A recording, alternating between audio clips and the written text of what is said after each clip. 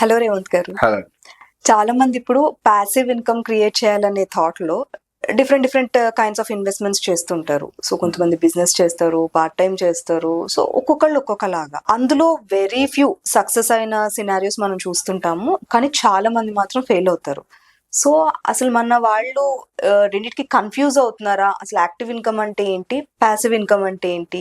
So ఈ passive income ని ఎలా క్రియేట్ చేసుకోవచ్చు? సో సింపుల్ అండి. యాక్టివ్ ఇన్కమ్ అని అంటే we working for money is called active income. Right. Passive income అని అంటే ఆల్రెడీ ఉన్న మనీ కోసం పనిచేయటాన్ని పాసివ్ ఇన్కమ్ అంటాం. సో మనిషి జీవితంలో ఎదగాలి అని అంటే there is already a formula. Money should work for money, not you. You should work for money and ఆ డబ్బు మళ్ళీ డబ్బు కోసం పనిచేస్తూ ఉండాలి. This is a simple formula. So చాలా మంది కన్ఫ్యూజన్లు ఏంటంటే పాసివ్ ఇన్కమ్ అని అంటే ఎక్స్ట్రా ఏదైనా జాబ్ చేస్తే దాన్ని పాసివ్ ఇన్కమ్ అనుకుంటారు. లేకపోతే ఏదో ఒక ఫ్రాంచైజ్ తీసుకొని పెట్టుకుంటే దాని నుంచి వచ్చే డబ్బుని పాసివ్ ఇన్కమ్ అని అనుకుంటారు. లాజికల్లీ స్పీకింగ్ అక్కడికి వెళ్ళి మీరు పని చేస్తున్నారు, మీ ఎఫర్ట్స్ పెడుతున్నారు అని అంటే how can it be a passive income? Passive income అని అంటే మీకు మీ డబ్బే పని చేయాలి. Your money should create more and more money. Again మీరెళ్ళి వర్క్ చేస్తున్నారు, మార్నింగ్ నుంచి జాబ్ చేసి వచ్చి ఈవినింగ్ పార్ట్ టైంకి వెళ్ళారు, it is an active income. Morning job చేసి ఒక షాప్ పెట్టుకున్నారు, it is an active income. And number 2, అక్కడ దానివల్ల మీకు ఎక్స్పీరియన్స్ లేకపోవడం వల్ల రాంగ్ బిజినెస్ లోకి వెళ్ళి దెబ్బతింటూ ఉంటారు. చాలా మంది ఫుడ్ కియాస్క్లు ఇవన్నీ చాలా పెట్టుకుంటారు. సహజంగా ఫుడ్ కియాస్క్ లో వచ్చే ప్రాబ్లం ఏంటి? They don't have experience in this food industry. అందులో ఉండే సాధక బాధకాలు, నొప్పులు, బాధలు ఇవేమీ తెలియదు. వాటిలోకి దిగిపోయిన తర్వాత అందులో మళ్ళీ విల్ ఫేస్ దీస్ లాసెస్. అంటే కష్టపడి సంపాదించే డబ్బు ఏదో అడిషనల్ గా మనకు కొద్దిగా ఇన్కమ్ వస్తుందని ఆస్తే అక్కడికి పోతే పెట్టిన పెట్టుబడి పోయిన సందర్భాలు కూడా ఉంటాయి. నేను ఒక సినారియో చూసాను. ఈ డబ్బుల్ని చిట్టి వేసుకొని సేవ్ చేసుకుంటారు, సేవ్ చేసిన డబ్బులు వడ్డీకి ఇస్తారు. సో దట్ అవి వాళ్ళకి ఇన్కమ్, ఎక్స్ట్రా ఇన్కమ్ క్రియేట్ చేస్తుంది. It's kind of a passive income, but the problem here is the risk to reward ratio is very bad. అంటే ఇప్పుడు ఇక్కడ ఇన్వెస్ట్మెంట్ పెట్టేటప్పుడు యూజువల్లీ చూస్తే ఏంటంటే ఎప్పుడైనా కానీ మనకు పాసివ్ ఇన్కమ్ వచ్చేటప్పుడు risk to reward ratio matters. ఇప్పుడు మీరు డబ్బులు ఒకరికి అప్పుగా ఇచ్చారు అని అంటే వాళ్ళకి డబ్బు అవసరం ఉంది, వాళ్ళ దగ్గర అది లేదు కాబట్టి మీరు ఇచ్చారు. Very few people well of ఉండి టైం అడ్జస్ట్మెంట్ కోసం తీసుకుంటారు. But majority of the people ఏంటి, డబ్బు లేదు కాబట్టి తీసుకుంటారు. ఇన్ కేస్ వాళ్ళ టైం ఇంకా డిటోరియేట్ అయ్యి, వాళ్ళ సిచ్యువేషన్ ఇంకా డిటోరియేట్ అయ్యి వాళ్ళ అప్పును తిరిగి ఇవ్వలేని పరిస్థితిలోకి నెట్టపడ్డారు అనుకోండి, అప్పుడు అలాంటి కేసెస్ కూడా చాలా ఉంటాయండి. ఈ మధ్య చాలా విన్నాను, బాగా జరుగుతూ ఉంటాయి. ఇప్పుడు అవతల తీసుకున్నాడు అని చెడ్డోడు కాదు, నీకు అప్పు తీరుద్దామని ఉద్దేశంతో తీసుకుంటాడు, కానీ పరిస్థితులు సహకరించవు కదా, ఇంకా నీకు తిరిగి ఇవ్వలేడు. సో అప్పుడు ఆ కండిషన్స్ లో ఏమవుతుంది, మీకు risk to reward ratio mismatch. అంటే if there is a risk you lose entire money. It's mismatch. So passive income అంటే ఏంటి, మీ అసెట్ రిస్క్ క్యాలిక్యులేటెడ్ గా ఉంటూ దాని మీద అడిషనల్ గా ఎంతో కొద్దిగా జనరేట్ అవుతూ ఉంది అని అంటే దాన్ని we call a passive income. There are 2 ways of creating this. One, wealth creation is different. మళ్ళీ దాని వెల్త్ క్రియేషన్ పాయింట్ ఆఫ్ వ్యూలో ఆలోచించొద్దు. నేను ఒక ల్యాండ్ కొన్నా, ల్యాండ్ పెరిగింది, అది పాసివ్ ఇన్కమ్ అంటే నో, అది వెల్త్ క్రియేషన్. పాసివ్ ఇన్కమ్ అంటే ఏంటి, పాసివ్ గా మీకు క్యాష్ ఫ్లో రావాలి. You should get the flow. డబ్బు వచ్చి మీ బ్యాంక్ అకౌంట్ లో పడాలి. డబ్బు పడకపోతే it is not called as an income కదా. Income is different, gain is different. 2 different elements ఇవి. ఇన్కమ్ ఎందుకు కావాలంటున్నాం మనము, ఓన్లీ గెయిన్ ఎందుకు వద్దు? బికాస్ మనిషి జీవితం నడవాలి అని అంటే గెయిన్ ఉంటే నడవదు, ఇన్కమ్ మంత్లీ ఉంటే నడుస్తుంది. ఎవ్రీ మంత్ క్యాష్ మీ జేబులో పడితేనే మీ లైఫ్ నడుస్తుంది.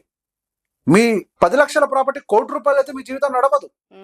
ఆ ₹1,00,00,000 లేదా 10 లక్షల ప్రాపర్టీ నుంచి నెలకు ఒక 20,000 30,000 వస్తే మీ జీవితం గడుస్తుంది. సో బేసిక్ గా దట్ ఈస్ పాసివ్ ఇన్కమ్, అంటే ఇన్కమ్ వచ్చేలాగా చేయాలి. ఇందులో మనకు ఉండే కొన్ని ఆప్షన్స్ ఏంటి, కొంతమందికి పొలాలు ఉంటాయి, అగ్రికల్చర్ చేయటం కుదరదు, ఎందుకంటే వాళ్ళంతా సాఫ్ట్వేర్ ఎంప్లాయీస్ లేకపోతే అబ్రాడ్ లో ఉండటము, ఇట్లా రకరకాలుగా ఉంటాయి కండిషన్స్. అటువంటి టైంలో ఉండే ఆప్షన్స్ ఏంటి, ఒకటి సోలార్ లీజింగ్ లాంటివి ఉంటాయి. ఈ మధ్య సోలార్ ఫార్మింగ్ వచ్చింది, రైట్? ఎకరాల కొద్ది ల్యాండ్ తీసేసుకొని సోలార్ వాళ్ళకి ఇచ్చేస్తారు, they will pay you some rent. See logically మీరు అఫ్ కోర్స్ అక్కడ ఇంకొకటి కూడా ఉంటది, మళ్ళీ దానివల్ల భూమి పాడైతుంది కదా అని అంటే ఫస్ట్ థింగ్ అసలు మీకు అది సూటబుల్ కాదు అగ్రికల్చరల్ ల్యాండ్. సోలార్ ఫార్మింగ్ కి ఇవ్వటం ఒక ఆప్షన్. అక్కడ అగ్రికల్చర్ ఇంకా ల్యాండ్ పనికి రావట్లేదు అని అంటే, లేదా అది అగ్రికల్చర్ కి పనికొచ్చే ల్యాండ్ అనుకోండి, దాన్ని ఎందుకు నేలను పాడు చేయటం, ఇంకొకరికి అమ్మేసుకొని అయినా సరే, ఇంకో ఫార్మర్కి ఎవరో అమ్మేసుకొని you go and buy something else which can generate an yield. ఇప్పుడు ఫర్ ఎగ్జాంపుల్ మంచిగా ఈల్డ్ ఇచ్చేటువంటి ల్యాండ్ అది, ఆ ల్యాండ్ మీద మీరు సోలార్ వేస్తాను అంటే అదొక పిచ్చితనం అయిపోతుంది. ఎందుకు నేలను పాడు చేసిన వాళ్ళం అవుతాం. దాని బదులు అమ్ముకుంటే, ఫర్ ఎగ్జాంపుల్ దీన్ని అమ్మితే మీకు ఎకరానికి 50 లక్షలు వచ్చింది అనుకోండి, సరిగా పండని నేలలు ఉంటాయి, ఎడార్లాండ్ నేలలు సరిగా పండువ అవి, మీకు అదే 40 లక్షలు పోతే 4 ఎకరాలు ఇస్తారు. సోలార్ కి ఎక్కువ ఉపయోగపడుతుంది అది. సో అట్లాంటి వాటిని కూడా కావాలంటే if you are focused on the solar, దీని మీద ఈ ప్రాజెక్ట్ మీద ఇదిగా ఉంటే then you can go there. You have someone else. మీరు ఇప్పుడు ఫర్ ఎగ్జాంపుల్ హైదరాబాదే ఉంటుంది, 111 జీవో వైపు వెళ్తే ఫుల్ ఆఫ్ అగ్రికల్చర్ జరుగుతుంది. కొద్ది గట్కేసర్ సైడ్ పోతే మొత్తం రాయినేలా. ఎగ్జాంపుల్ నేను అది చెప్పేది, ఎక్కడికో పోనవసరం లేదు, సరౌండింగ్ లోనే గట్టి నేల దొరుకుతుంది, సాగు భూమి దొరుకుతుంది. గట్టి నేల వైపు వెళ్ళి కొనుక్కుంటే తక్కువ రేటుకి వస్తుంది, మీరు సోలార్కి ఇచ్చుకోవచ్చు. అది ఉదాహరణకు అది చెప్తున్నా. లేదు గోడౌన్లకు ఇచ్చుకోవచ్చు. వేర్ హౌసింగ్ ఇప్పుడు బాగా పెరిగింది. ఇప్పుడు పర్టికులర్ గా హైదరాబాద్ నియర్ బై లో కొంచెం అట్లాంటి ల్యాండ్స్ ఏమన్నా ఉండి పెద్ద పెద్ద షెడ్ అంటే చిన్న చిన్నవి కాదు, కొన్ని thousands of SFTs, 50,000 SFT, 1,00,000 SFT, ఇది వేర్ హౌసింగ్ కి రెంట్కి తీసుకుంటారు. Per square feet 25 rupees 30 rupees కి తీసుకుంటారు. So that will also create a passive income. అది హ్యూజ్ ఇన్కమ్ అవుతుంది. Warehousing is becoming very big. ఇప్పుడు if you see this Amazon, Flipkart, all this people, వీళ్ళందరూ ఏం చేస్తారు, సిటీ బయటికి వెళ్ళి వాళ్ళు వేర్ హౌసింగ్ పెడతారు. అయితే సిటీలో పెట్టలేరు కదా, it will be more expensive city లోపల వేర్ హౌసింగ్ పెట్టడానికి. ఇప్పుడు ఈ ఆన్లైన్ కల్చర్ పెరిగే కొద్దీ వేర్ హౌసింగ్ డిమాండ్ పెరుగుతుంది. షోరూమ్ కు ఉండే డిమాండ్ కంటే వేర్ హౌస్ కి డిమాండ్ ఎక్కువ ప్రాక్టికల్ గా, because everything is becoming digital. So అట్లా కూడా దాన్ని మీరు అంటే సిటీ బయట ఉన్నదాన్ని కూడా ఆ విధంగా వాడుకోవచ్చు, వేర్ హౌసింగ్ బిల్డ్ చేసి. There are people who already building the warehousing. In fact there are people warehouse build చేసి ఎస్ఎఫ్టీ లెక్కలు అమ్మేస్తారు, fraction ownership. I have seen that also. నేను అది కూడా చూసా. అంటే మీకు పెద్ద ల్యాండ్ ఉంది, మరి బోల్డ్ పెట్టుబడి అవుతుంది, మరి వేర్ హౌసింగ్ కన్స్ట్రక్ట్ చేయాలంటే మరి దానికి క్యాపిటల్ రేజ్ చేయాలి కదా. క్యాపిటల్ రేజ్ చేయాలంటే ఏం చేస్తారు, అప్పుడు వాళ్ళు పర్ స్క్వేర్ ఫీట్ ఇంత రేట్ అని చెప్పేసి అప్రిషియేషన్ చేసేసి అట్లీస్ట్ ఒక 25-30% అమ్ముకునే సిచ్యువేషన్ తెచ్చుకుంటారు.